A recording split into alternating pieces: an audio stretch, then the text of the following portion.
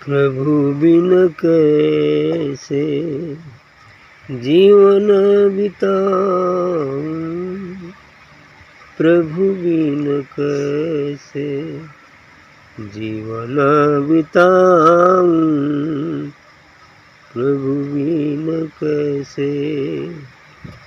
हरदम तार लगी उर खटुके, हरदम तार लगी उर खटुके, बिरह निशान घुराऊं, प्रभु बिन कैसे जीवन बिताऊं, प्रभु बिन कैसे जीवन बिताऊं। पीव बिन भोग सकल जग सूना, पीव बिन भोग सकल जग सूना,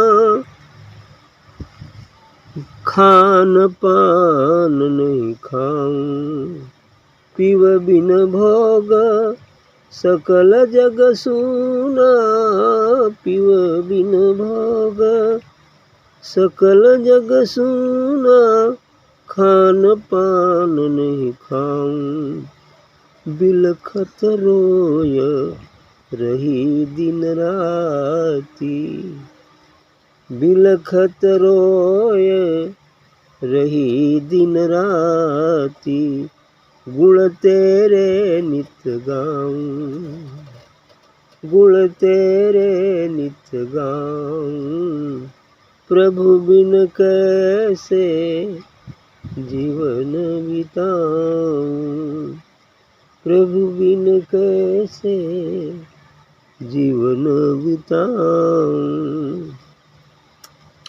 प्रीतम ढूढ़न बन बन दौड़ी, प्रीतम ढूढ़न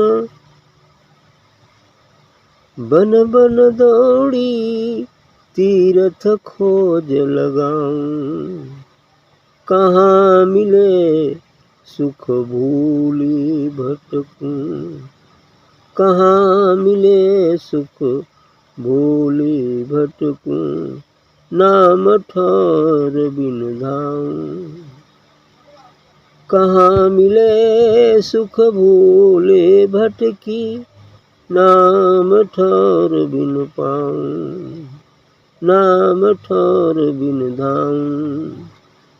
मैं मन मैल भरी तन भीतर, मैं मन मैल भरी तन भीतर, तो मन कैसे भाऊं, मैं मन मैल भरी तन भीतर, तो मन कैसे भाऊं, जो तू खबर लेत नहीं मेरी, जो तू खबर लेत नहीं मेरी, नहीं ठौर कित जाऊं, शरण पड़ी अब आप भरोसा, शरण पड़ी अब आप भरोसा, आप मिले पति आऊं, राम प्रकाश दासी की अर्जी, राम प्रकाश दासी की अर्जी, सुनो श्याम घर पाऊं, प्रभु बिन कैसे जीवन बिताऊं, प्रभु बिन कैसे जीवन बिताऊं। अच्छी बात कहें, जब भक्त को विरह की आग लग जाती है तो स्थिति यही हो जाती है कि अब प्रभु के बिना, सद्गुरु के बिना उसका जीवन जो है बिताना बड़ा ही कठिन हो जाता है। प्रभु बिन कैसे जीवन बिताऊं। जब सद्गुरु का साक्षात्कार नहीं हो पाता है तब उसका जीवन जीना दूभर सा हो जाता है, कठिन हो जाता है। तो कहते हैं कि हरदम तार लगी और खटुके बिरह निशान घुराऊं, यानी हरदम अब उसकी तार सद्गुरु से ही जोड़े रहता है कि कब दर्शन हो जाए, कब दर्शन हो जाए, कब मिलन हो जाए उस सद्गुरु से, उस सत्य का साक्षात्कार कब हो जाए, इसलिए वो तार को जोड़े ही रहता है। लेकिन हम तो चाहते हैं कि बस जल्दी हो जाए, लेकिन वो उसकी इच्छा पर डिपेंड करता है कि वो कब दर्शन देगा। हम तो या साधक तो यूँ चाहता है कि बस अभी हो जाए, बड़ा दिन बीत गया, 2-4 साल बीतल, बड़ा दिन बीत, है ना? अब तो ये बात है, लेकिन कब दर्शन देना है वो तो सद्गुरु जानता है। क्योंकि हम जानते हैं कि बड़ी भजन कर लिए, लेकिन अभी गंदगी ज्यों का त्यों पड़ी। वो देखता है ना कि अभी सफाई हुई कि नहीं हुई, और जब तक सफाई नहीं होगी तब तक दर्शन कहाँ से हो सकता है? क्योंकि हृदय में रूपी बिस्तर पर अभी मैल जमी हुई है, अभी गंदगी पड़ी हुई है, तो उसमें कोई मेहमान कैसे आके बैठ जाएगा? अरे पूर्ण सफाई, पूर्ण बर्तन की सफाई हो जाएगी तभी तो उसमें घी दिया जाएगा। यदि बर्तन साफ ही न हो और उसमें कोई घी दे दे तो लेने वाले से ज़्यादा मूर्खता तो देने वाले की होगी, क्योंकि उसकी तो समझ में नहीं आ रहा लेने वाले को। वो तो जानता है हम तो साफ पानी कर देंगे, उसकी समझ में ये आ रहा है कि हम तो साफ कर दें। लेकिन भाई सद्गुरु तो अंतर्यामी होता है और वो दिव्य दृष्टि से देख रहा है कि अभी सफाई तो हुई नहीं। यदि वो दे देता है तो फिर गड़बड़े नहीं होगा घी देने, यही चीज़ होता है। तो जब योग्यता हो जाती है तभी कोई चीज़ जो है दी जाती है या मिलती है, क्योंकि बिना योग्यता के चीज़ कैसे दिया जाएगा? और यदि दे दिया जाए तो भी उसकी वो कदर नहीं जानेगा, उसके समझ में नहीं आएगा। इसीलिए वो सब पूर्ण सफाई होने के बाद ही ऐसा होता है।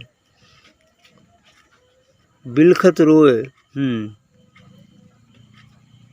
हाँ, बिरह निशान घुराऊं, बिरह के से में वो बेचैन है और बिरह ही तो उसे गंतव्य तक ले जाएगा। यदि बिरह ही जागृत न हो तो भी अच्छी बात नहीं है, क्योंकि यही बिरह की अग्नि में ही जो हमारी गंदगी है, हमारे ही संस्कारों की, वो जलती है, वो साफ होता है।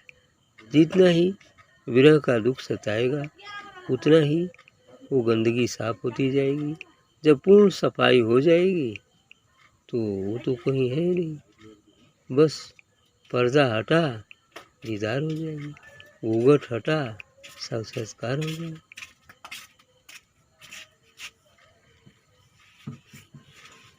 तो बिलखत रोए, हाँ, पियो बिन भोग सकल जग सूना।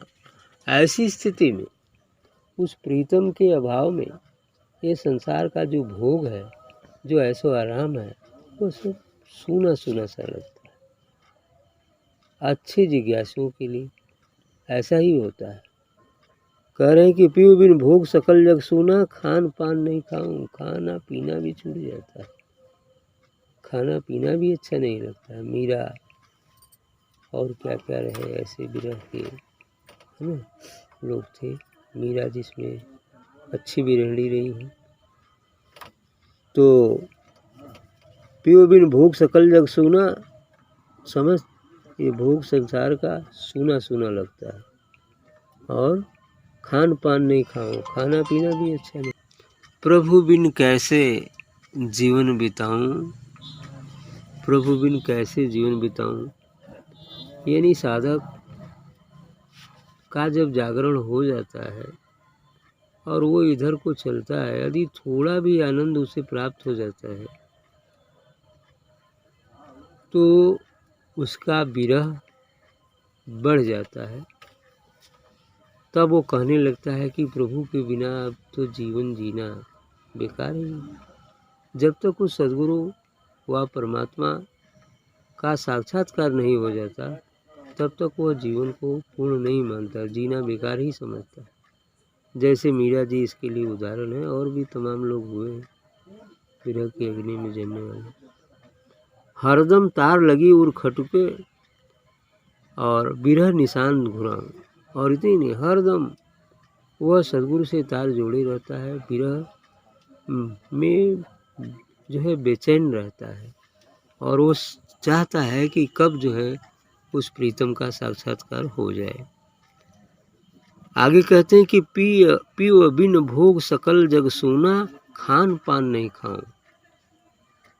जब यह विरह आगे बढ़ता है तो कहते हैं कि पीव बिन भोग सकल जग सोना। यह समस्त संसार का जो कुछ भी भोग है, जो भी ऐसो आराम है, विलासिता है, वह सब फीका फीका लगने लगता है उसके लिए।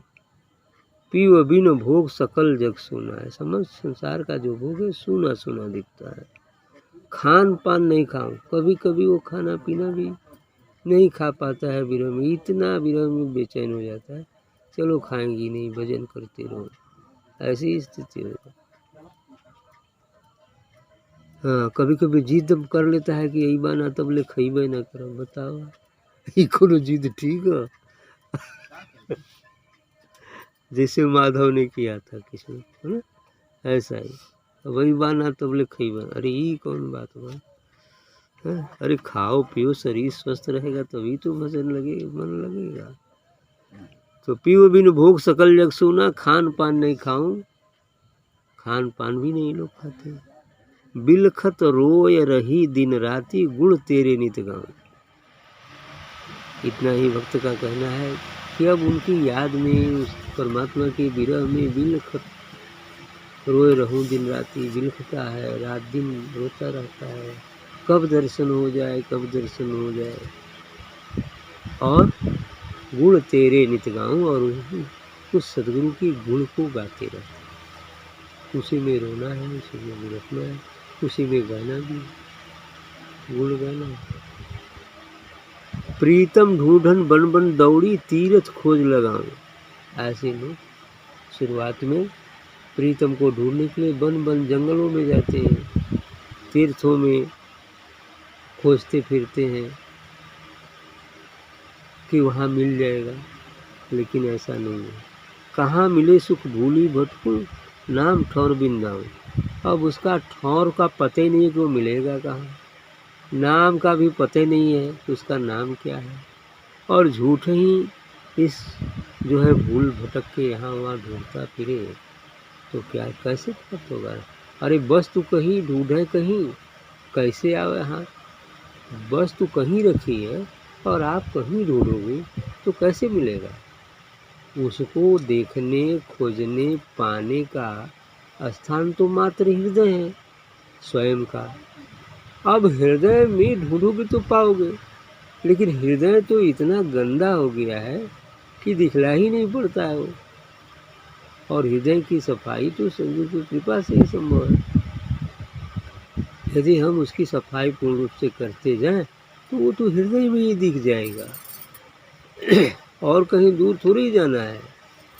बस उसके ऊपर पड़े हुए आवरण को हटा दो, जैसे सूर्य बदली में छिप जाए और किसी भी प्रकार से बदली को हटा दो, फिर सूर्य तो चमकने ही लगेगा। उसी प्रकार से ज्ञान रूपी सूर्य, आत्मा रूपी सूर्य, परमात्मा रूपी सूर्य तो हमारे हृदय में ही है, लेकिन उस पर हमारे ही पूर्व जन्मों के जब कभी भी हम मनुष्य रहे हैं, उन सभी संस्कारों की गंदगी, पाप और पुण्यों की गठरी गंदगी का अंबार लगा हुआ है, और उस अंबार के कारण, अंबार रूपी बदली के कारण बैठा हुआ वह ज्ञान रूपी सूर्य ढक गया है, इसीलिए दिखलाई नहीं देता। और उसके हटाने का माध्यम ध्यान सत्संग ही है, क्योंकि ध्यान और सत्संग से ही वो धीरे धीरे हटेगा। क्योंकि ध्यान सत्संग करते समय जो सद्गुरु से दिव्य प्रकाश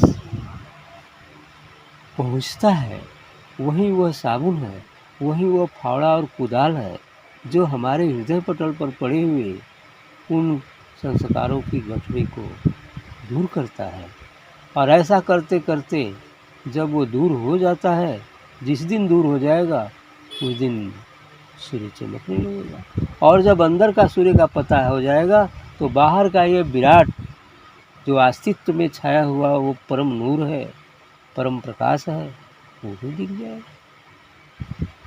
ये भीतर वाला समझ में आ गया तो बाहर वाला भी समझ में आ गया। यही स्थिति है। लेकिन मुख्य बात है सफाई, स्वच्छता। क्योंकि रैदास ने कहा, नानक ने कहा, निर्मल मन जन सो मोहि पावा, मोह कपट छल छिद्र न भावा।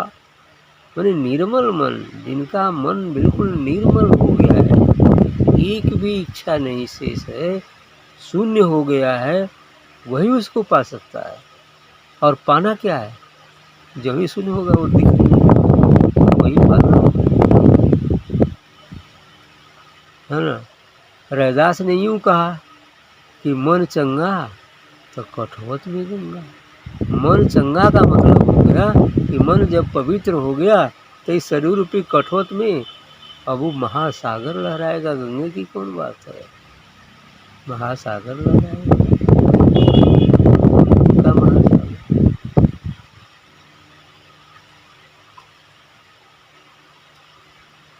नाम पता नहीं, मैं मन मैल भरी तन भीतर, तू मन कैसे बांध। कह रहा है कि मेरे अंदर मन की मैल भरी हुई है। जहाँ तक मन है वहाँ तक संसार है, जहाँ मन नहीं है फिर वही अध्यात्म है, फिर वही आत्मा हो परमात्मा है। क्योंकि मन एक बीमारी है, ध्यान है उसकी औषधि। मन रूपी बीमारी को ध्यान रूपी औषधि से मार डालो, फिर जो स्वास्थ्य लाभ होगा वो कभी मिटने वाला नहीं होगा, अर्थात वही अजर अविनाशी और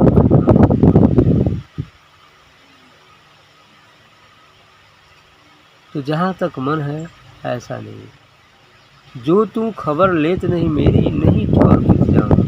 अंत में कहते हैं कि अब आप मेरी खबर नहीं ले तो मैं कहाँ जाऊँ, कहीं तो स्थान ही नहीं दिख रहा है कि वहाँ जाऊँ। अरे जो तू खबर लेत नहीं मेरी, नहीं ठौर कित जाऊँ। मैं कहाँ जाऊँ, कोई ठौर नहीं है, मैं कहाँ जाऊँ।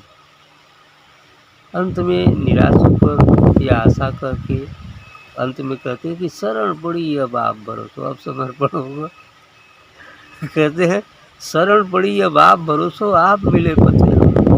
कहता अब कहीं शरण तो नहीं है, बस मैं आपकी शरण अब पड़ गई और आपके भरोसे ही आप मिले पथे। जब आप मिल जाइए, मिलन हो जाए, तब पति आ जाओ, तब मुझे विश्वास हो जाएगा। तो राम प्रकाश दासी की अर्जी सुनो श्याम घर पाऊँ। तो राम प्रकाश जी का कहना है कि दासी या दास का निवेदन यही है कि सुनो श्याम घर पाऊँ कि आप सुन लीजिए, मुझे अपना घर मिल जाए अर्थात आप मिल जाए, बस वही अपना। क्योंकि हमारा घर तो अमर देश ही है, अमर लोक ही है, सचखंड ही है। हम तो भूल से घूमने के लिए, सैर सपाटे के लिए यहाँ आ गए इस काल के देश में और यहाँ ही अपना घर बना लिया, बस यही भूल हो गई।